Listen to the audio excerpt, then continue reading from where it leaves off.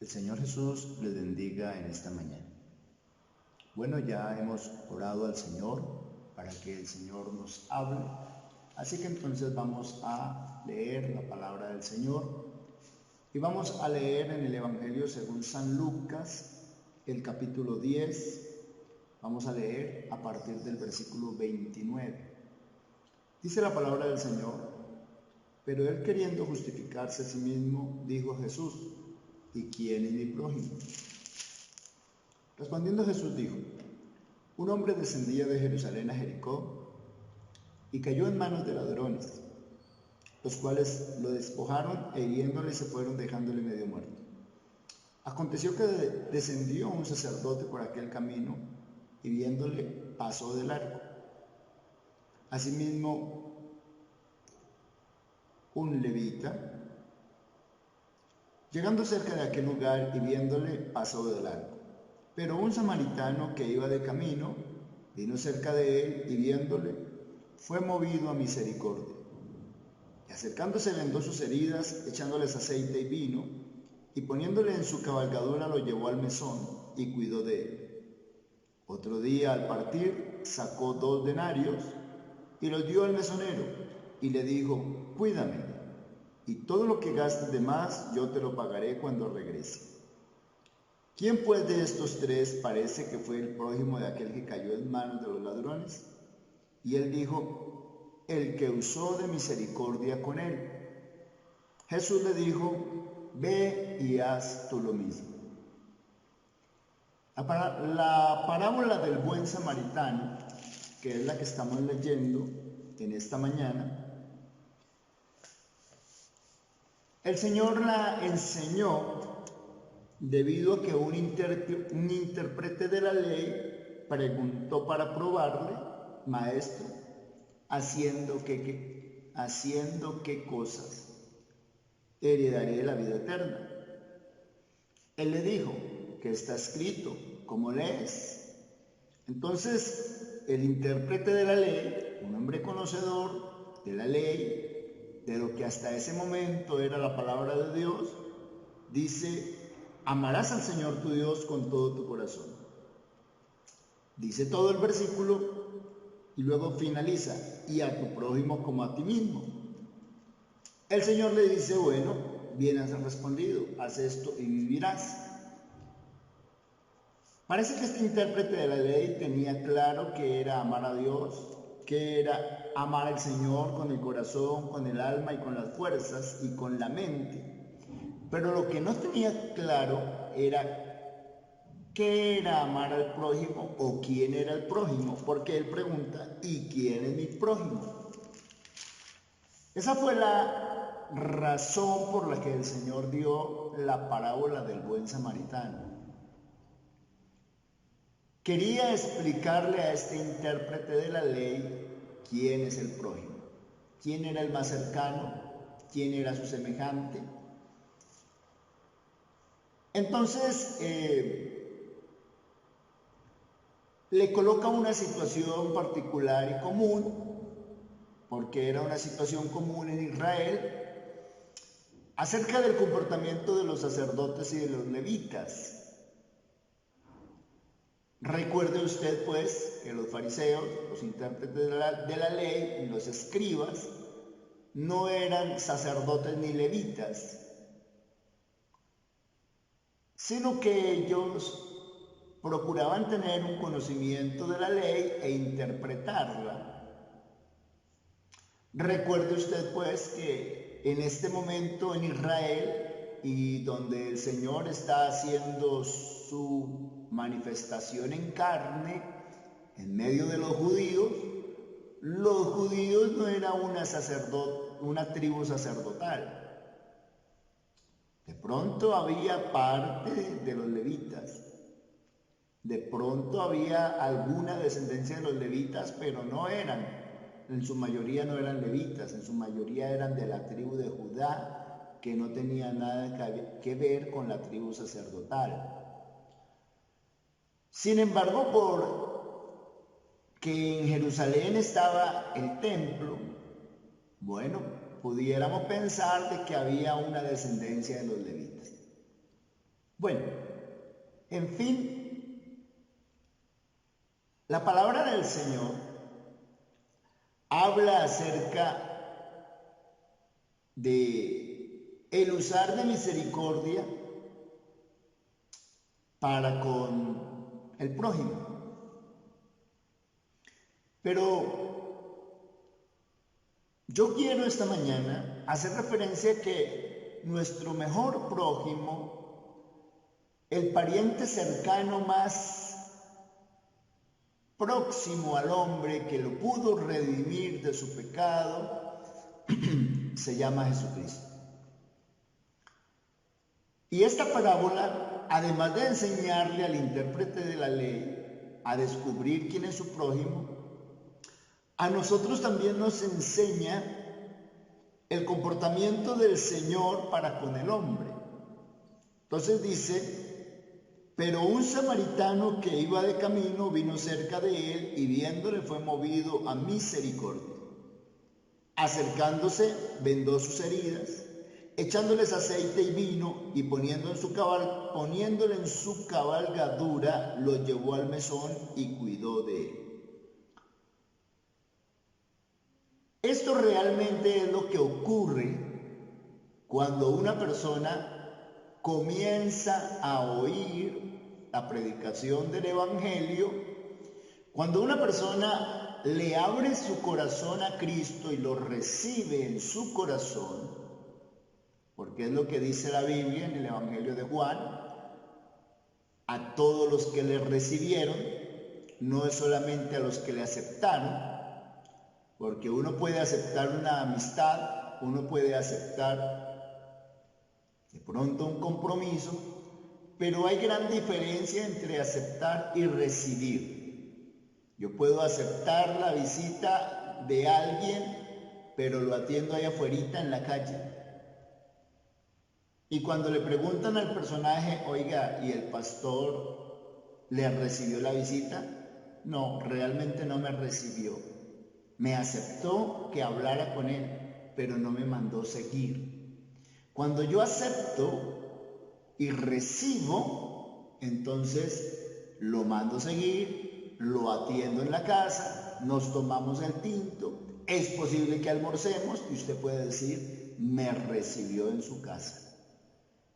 Me invitó a quedarme, pero no me quise quedar. Es un supuesto. Cuando nosotros recibimos a Cristo en el corazón, realmente tenemos que abrirle el corazón e invitarlo a quedarse. Pero el Señor no es mal amigo, y el Señor no es un mal visitante, y el Señor no es un orgulloso para decir, no me quedo. Él, por el contrario, quiere hacer morada en el corazón y en la vida de cada persona. Entonces, volvemos a lo que dice el Evangelio de Lucas, el capítulo 30, dice la parábola, un hombre descendía de Jerusalén a Jericó y cayó en manos de ladrones, los cuales le dejaron e hiriéndole se fueron, dejándolo medio muerto. Otra vez, un hombre descendía de Jerusalén a Jericó y cayó en manos de ladrones, los cuales le despojaron e hiriéndole se fueron, dejándole medio muerto. La vida del hombre, el transcurrir de la vida del hombre y de la mujer, generalmente lo llevan a una situación trágica porque cae en manos de ladrones. Usted dirá, a mí nunca me han robado. Yo le digo sí, sí señor. La inexperiencia. Los ladrones llamados ignorancia, inexperiencia, ignorancia. Los ladrones llamados imprudencia. Los ladrones llamados excesiva confianza. Todo eso ha hecho que las personas sean terriblemente maltratadas y terminen heridas. La inexperiencia y la ignorancia, la imprudencia, hace que las personas tomen unas decisiones terribles que les quita la paz. Y entonces deambulan por las calles llenas de problemas. Cuando analizan su propia vida, se le nublan los ojos porque descubren que están profundamente heridas y maltratadas. El hombre y la mujer, consecuencia de las heridas que sufren en la vida, llevan una cruz a cuestas, llevan una carga, llevan una pesada carga. El hombre y la mujer que ha cometido tantos errores y que ha sufrido tantas lastimaduras, cuando recibe a Jesucristo en su corazón, entonces encuentra un buen samaritano que se acerca a él, venda sus heridas, le echa aceite y vino, lo lleva en su cabalgadura, lo entra al mesón y cuida de él. Esta mañana yo le quiero presentar a este verdadero Señor misericordioso, que haciendo uso de la proximidad que tenía para con el hombre, porque se hizo carne, dice, por cuanto los hijos participaron de carne y de sangre, él también participó de lo mismo. Él, viendo su creación sumida en los terribles problemas, en su ignorancia, en su incapacidad de resolver sus problemas, porque cuando hay problemas de hogar, cuando hay problemas de familia, cuando hay problemas con vecinos, cuando la situación se le sale de las manos y de control al hombre, el hombre no puede resolver sus propios problemas. Está visto. Está una y otra vez más que confirmado. Los pensamientos de rabia, deseos de venganza, las situaciones trágicas por el error que se cometió en la juventud, en la niñez, las heridas que trae el hombre y la mujer a estas alturas de la vida son irremediables por el mismo hombre. No hay terapia psicológica, no hay sociólogo, no hay comisión de paz, no hay equipo de arbitramiento que le pueda solucionar el problema al ser humano. Mire, hermanos, amigos, esta mañana yo le quiero decir que el esfuerzo del hombre es infructuoso por resolver su propio problema. Porque necesariamente tendría que ocurrir un milagro en uno y en el otro, en el agresor y en el agredido, en el ofensor y en el ofendido. Porque el ofensor tiene que cambiar su manera de comportarse y el ofendido tiene que aprender a perdonar.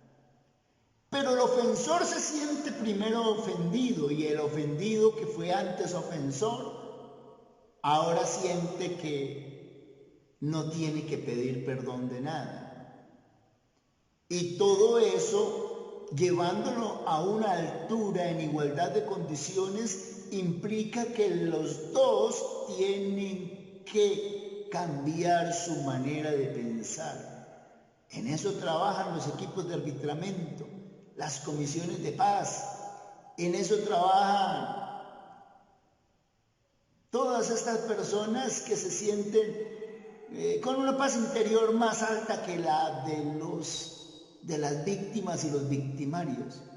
Pero a la larga todos necesitan llegar a los pies de Cristo, recibir a este buen samaritano que se llama Jesucristo, que le podemos colocar el título de buen samaritano.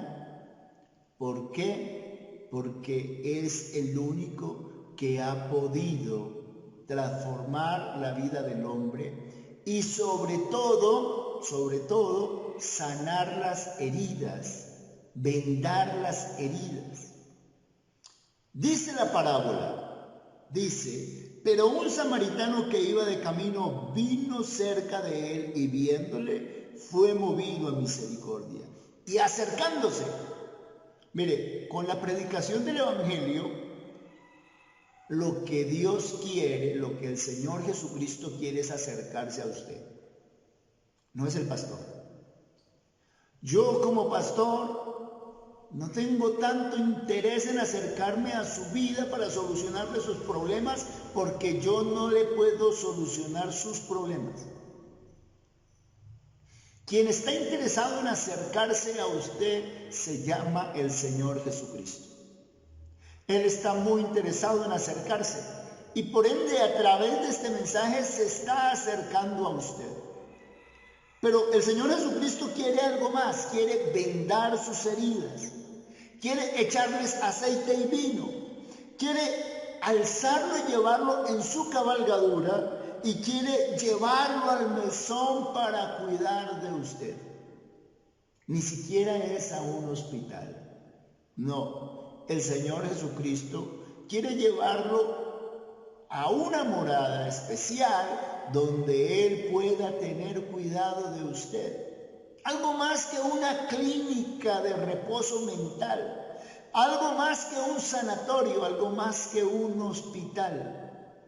Es que el Señor tiene moradas celestiales, estados difíciles de definir o de describir por nosotros, pero el Señor está muy interesado en vendar sus heridas. Yo sé que usted tiene muchas heridas, yo sé que usted tiene muchas conjeturas en su cabeza. A ratos dice, qué bueno el hombre, qué buena la mujer que yo conseguí. Y otros momentos dice, ¿por qué yo me embalé tan joven? ¿Por qué yo me enredé tan joven? En unos momentos dice, doy gracias a Dios por mis hijos. Y otros momentos dice, yo no debía haber tenido hijos tan joven. Hasta ahora era el momento de estar formando un hogar. Yo sé que usted tiene muchas heridas. Y yo sé que usted tiene muchos problemas. Y aunque usted no los quiera contar a nadie, pero en su mente y en su corazón hay algo que no le deja vivir tranquilo y el Señor lo conoce plenamente. Yo no lo conozco, no sé cuál será su situación y no estoy pretendiendo aquí adivinar que usted vive momentos difíciles. Lo que yo sé es que todas las personas sin Cristo, sin recibir a Jesucristo en su corazón, tiene heridas abiertas que necesitan ser sanadas. Usted incluso puede ser hijo de un creyente. Usted incluso puede ser un cristiano mal formado, al que usted no le ha permitido que Cristo sane sus heridas. Usted todavía tiene rencores y heridas en su corazón, cosas que no ha podido sanar. Pero le voy a invitar para que usted abra su Biblia en el libro de Isaías, en el capítulo 53. Y lea lo que dice la palabra del Señor en el versículo 4. Usted, amigo, abra la Biblia. Hermano, que ha dejado de reunirse o de leer la Biblia y que siente que tiene heridas abiertas que no han sanado. Yo le voy a invitar para que lea Isaías 53, el versículo 4, que dice: ciertamente llevó Él nuestras enfermedades, sufrió nuestros dolores. Escuche esto: ciertamente llevó Él nuestras enfermedades. Hay muchas personas que están enfermas a causa de que desde su juventud comenzaron a fumar y a alcoholizarse. Y ahora tienen el hígado deshecho, los pulmones los tienen tapados de tanta nicotina y de tanta cosa que ha metido por su nariz. Pero todas esas heridas físicas, heridas emocionales, heridas sociales, heridas sentimentales que usted pueda tener, le digo que Jesucristo las quiere curar, porque Él llevó, no dice llevará, dice llevó en tiempo pasado, es decir, que Él ya pagó el precio de nuestra enfermedad, sufrió nuestros dolores y nosotros le tuvimos por azotado, por herido de Dios y abatido. ¿Qué quiere decir que hable en tiempo pasado? El hombre que comete tantas equivocaciones y tantos errores ha sido sospechoso, culpable y es merecedor de una condena para poder volver a recuperar la vida y la paz. Una persona que vive con tanto martirio en su corazón realmente no vive. La Biblia dice es que está muerta en delitos y pecados. Así que el hombre necesita ser restaurado por Dios. Así que el hombre necesita entender que alguien ya pagó el precio. Pero usted sigue pecando, pero usted sigue delinquiendo. Es decir, que no se puede justificar a una persona que continúa en la delincuencia espiritual. Y a veces humana también, porque la persona sigue mintiendo, sigue robando, sigue siéndole infiel a su pareja, y eso es una delincuencia espiritual, moral, civil, penal. Pero a raíz de esa delincuencia, el hombre necesita pagar el precio de su pecado, pero Cristo ya lo pagó. Pero usted tiene que acogerse a esa amnistía, y cuando usted se acoge a esa amnistía, ya no tendrá cara de querer volver a pecar. Porque son muchos los pecados y es muchos los delitos que el Señor habrá quitado de usted. Entonces, a esas heridas que usted tiene y que no lo dejan vivir en paz, el versículo 5 de Isaías 53 dice: Él herido fue por nuestras rebeliones, molido por nuestros pecados, y el castigo de nuestra paz fue sobre Él. El castigo de nuestra paz. Debido a su inexperiencia, a su ignorancia, usted cometió muchas fallas y ahora no tiene paz. No tiene paz. Usted no vive tranquilo. Sí, tiene un hogar, tiene unos hijos, pero es tanta la falta de paz que usted tiene que no soporta ni que sus hijos lo saluden, no soporta ni que sus hijos lo abracen. No hay paz para admitir una caricia de un niño. Le parece fastidioso, los ve como una carga. Sabe que tiene que responder por ellos. El trabajo se le vuelve una tortura porque tiene que ir a trabajar para mantener los niños, los jóvenes, las señoritas. Es tanta la falta de paz que termina usted echándole en cara el bocado de comida que le lleva a sus hijos. Es tanta la falta de paz que no disfruta El comerse un bocado de pan con sus hijos no lo disfruta. Estás herido. Cuando una persona tiene un simple dolor de muela, no disfruta el pastel, no disfruta la gaseosa fría. Cuando una persona tiene un dolor de estómago, no disfruta la presa de pollo. Cuando hay heridas, la persona no disfruta ni la comida ni el descanso. No tiene placer en su corazón. Amigo mío, hermano querido, yo le invito para que usted deje que Cristo sane las heridas que hay en usted. Deje que el Señor coloque aceite, vino. El vino como alcohol para desinfectar las heridas y el aceite como ungüento para aplacar el dolor. Deje que el Señor opere el milagro en usted y usted sea sano y usted sea recuperado de la situación en que se encuentra. Dice en la primera carta que escribe el apóstol Pedro, en el capítulo 1, quiero invitarle para que busque Primera de Pedro, el capítulo 1, lo que dice la palabra del Señor, el versículo 3, dice: bendito el Dios y Padre de nuestro Señor Jesucristo, que según su grande misericordia nos hizo renacer para una esperanza viva por la resurrección de Jesucristo de los muertos. Otra vez, Pedro está expresando una alabanza a Dios y dice: bendito sea el Dios y Padre de nuestro Señor Jesucristo, que según su grande misericordia,